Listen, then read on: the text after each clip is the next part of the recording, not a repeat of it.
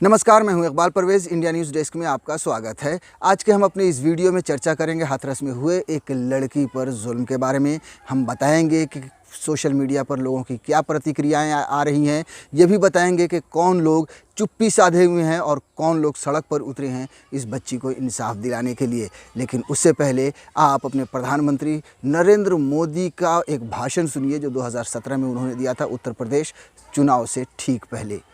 कारण है कि उत्तर प्रदेश की मां बेटी सलामत नहीं है, शाम को अकेली घर के बाहर निकल नहीं पाती है। क्या कारण है? तो आप उत्तर प्रदेश में अच्छी कानून व्यवस्था कर सकते हो। यही तो सरकार थी, यही तो मुलाजिम थे, यही तो दफ्तर थे, यही तो पुलिस वाले थे। लेकिन जब कल्याण सिंह को सेवा करने का मौका मिला, राजनाथ सिंह जी को सेवा करने का मौका मिला, भारतीय जनता पार्टी के मुख्यमंत्रियों को सेवा करने का अवसर मिला, ये सारे गुंडागर्दी करने वाले लोग या तो जेल में थे या सीधी लाइन पर चलने के लिए मजबूर हो गए थे। तो सुना आपने अपने प्रधानमंत्री की लंबी लंबी और बड़ी बड़ी बातें। जी हाँ, ये बड़ी बड़ी बातें सिर्फ दिखावे की ही रह गईं। ये बड़ी बड़ी बातें इन्होंने बेटी बचाओ और बेटी बढ़ाओ के लिए भी की थी। हाथरस की इस बेटी को इंसाफ दिलाने के लिए बहुत सारे लोग, पूरे देश में गुस्सा है, बहुत सारे लोग सड़क पर हैं, बहुत सारी संस्थाएं सड़क पर हैं, पॉलिटिकल पार्टीज़ भी सड़क हैं, यहाँ तक कि कांग्रेस पार्टी पूरी तरह से सड़क पर आ चुकी है। आपको बता दें कि राहुल गांधी और प्रियंका गांधी उनकी उस बच्ची के, उस लड़की के परिवार से मिलने के लिए गए। उन्हें रोका गया, कहा गया धारा 44 लगी है। राहुल गांधी ने यहाँ तक कहा कि मैं अकेला जाऊँगा, फिर वो पैदल चल पड़े निकलने के लिए। पुलिस से धक्का मुक्की भी हुई, लेकिन वो निकल पड़े उस लड़की को इंसाफ दिलाने के लिए। बहुत ज़्यादा गुस्सा है क्योंकि न पुलिस ने अपनी जिम्मेदारी निभाई, न सरकार ने अपनी जिम्मेदारी निभाई। और अगर देखें तो जितना दिन पहले यानी 14 सितंबर को ये घटना घटी थी, उस लड़की पर जुल्म हुआ था, तब से इस खबर पर पर्दा डालने की कोशिश की गई थी।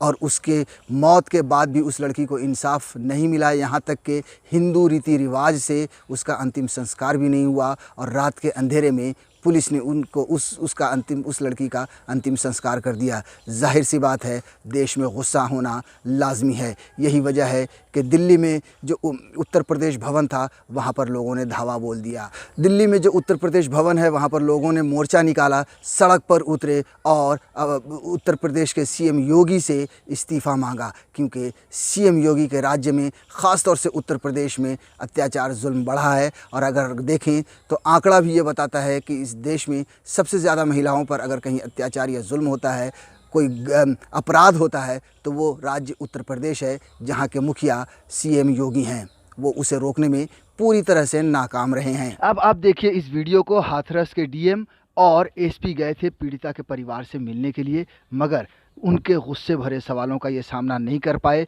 और भाग गए। मुंह छुपाने वाला इन्होंने काम किया है, इसलिए मुंह छुपाकर भाग गए। क्या झूठ बोला इन्होंने? झूठ बोला, सच कुछ नहीं हुआ, कुछ नहीं हुआ, मारपीट नहीं हुई, ऐसे ये भाग गए। बताओ लड़की की बात है। अब बात करते हैं कि कौन कौन से लोग खामोश हैं, कौन कौन से लोगों ने अपने होंठों पर पट्टी लगा ली है। जी हाँ, बात करते हैं सबसे पहले स्मृति ईरानी की, जिन्होंने मनमोहन सिंह जब प्रधानमंत्री थे तो उनके लिए चूड़ियाँ भेजी थी, संसद में चिल्ला चिल्ला कर हंगामा किया था।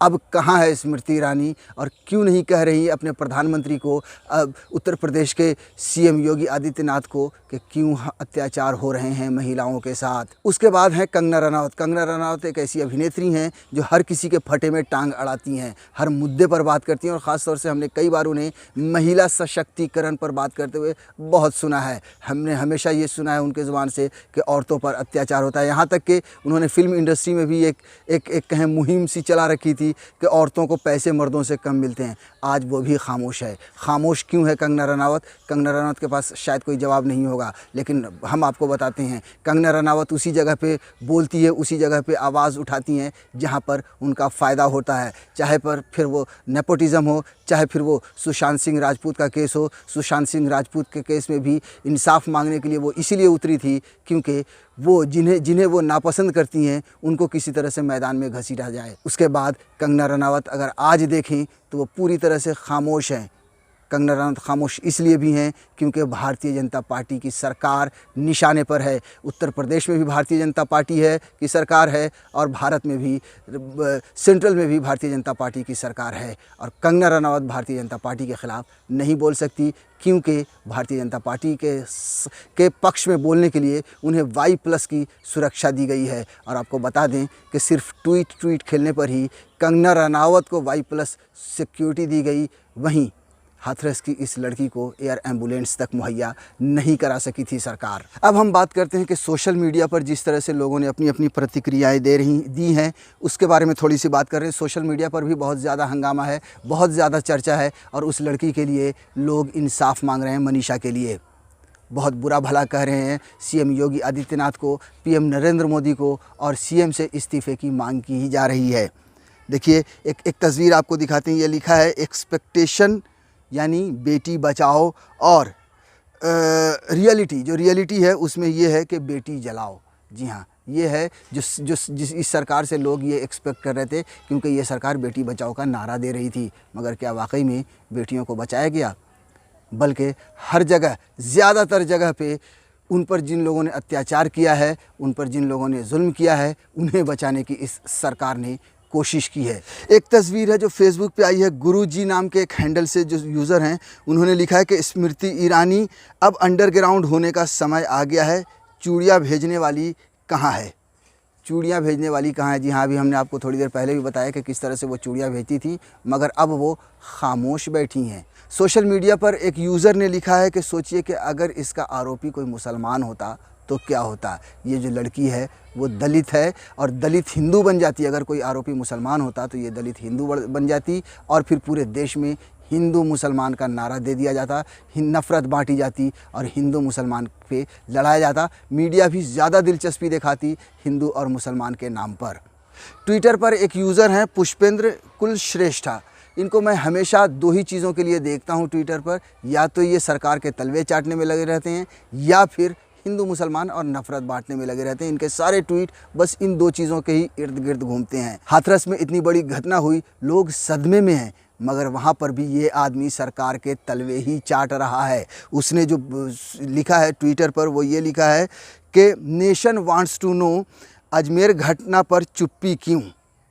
आप सोचिए, अजमेर में भी इस तरह की जब घटना हुई थी तो वहाँ पर भी हिंदू मुसलमान बांटने की कोशिश की गई थी और ये कहा गया जी की जो एक वेबसाइट है और जी पर जो खबर चली थी उसके हिसाब से ये लिखा गया था कि टीपू सुल्तान और उसके दोस्तों ने मिलकर दुष्कर्म किया है। आप सोचिए उसका धर्म से क्या लेना देना। लेकिन हर जगह यहाँ पे धर्म बांटने की कोशिश की जाती है और चूँकि अभी देश खिलाफ में खड़ा हुआ है भारतीय जनता पार्टी के, उसकी सरकार के, इसलिए ये पुष्पेंद्र कुलश्रेष्ठा जो है सो वो उस घटना की याद दिला रहे हैं, उसके बारे में जनता से सवाल पूछ रहे हैं जहाँ पे सरकार कांग्रेस की है, क्योंकि इन्हें भारतीय जनता पार्टी के तलवे चाटने हैं, इन्हें नफ़रत बांटनी है, इन्हें हिंदू और मुसलमान करना है। एक और तस्वीर है, ये कामिया चतुर्वेदी हैं। इन्होंने फेसबुक पर लिखा है कि किसी की बेटी थी तो चुपचाप जला दिया, गाय होती तो पूरे देश में आग लगा देते। जी हाँ, ये भी एक बहुत ही बड़ा मुद्दा रहा है जब से भारतीय जनता पार्टी की सरकार आई है। इसके लोग जानते हैं कि यहाँ पर इस देश में गाय के नाम पर राजनीति की जा सकती है, वोट हासिल किया जा सकता है, इंसान की ज़िंदगी के नाम पर शायद उन्हें कुछ ना मिले।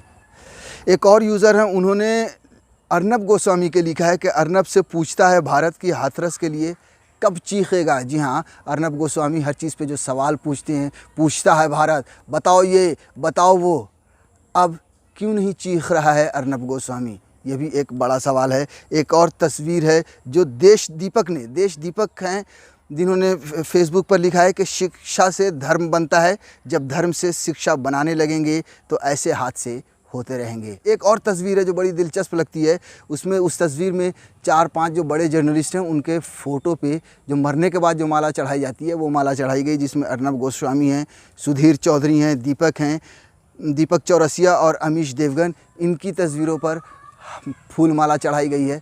फेसबुक पर एक है सैंडी वर्मा, इन्होंने अपना एक वक्तव्य शेयर किया है। उन्होंने लिखा है कि कौन सा तीर मार दिए हम लोगों ने राम मंदिर बना के, जब आंगन में खेल रही सीता भी सुरक्षित नहीं।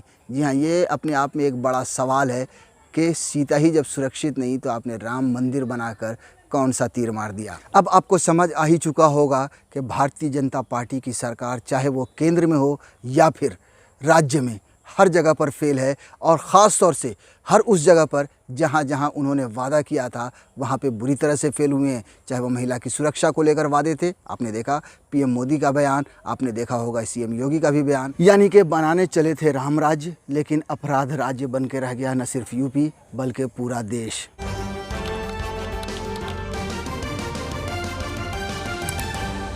आपकी आवाज